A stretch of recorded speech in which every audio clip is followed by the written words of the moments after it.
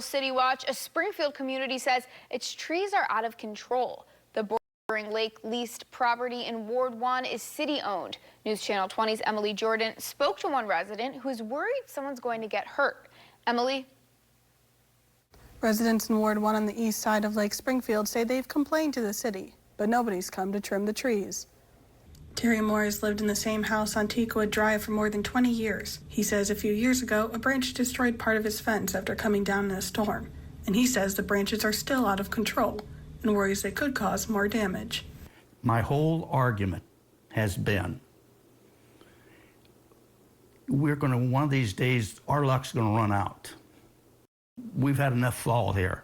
One of these days, it's gonna happen. Moore says he first complained to the city in July. A crew responded to Moore a few days later, telling him that they would add the issue to a schedule. Moore says it's been more than a month and still no one has showed to trim any trees. Ward 1 Alderman Jeff Cox says trees are inspected whenever a lease is renewed or has a new assignment. Other than that, Cox says it's a complaint-driven process.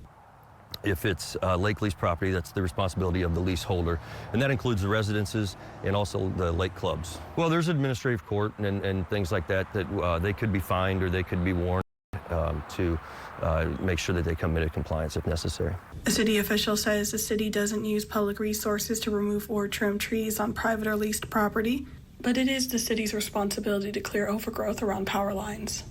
And that it should have been maintained by the leasee and by the city. So if that comes down, the question of the city would be, how many people are taken out of service? City officials told me that the electric department has been contacted to check whether the trees are trimmed appropriately.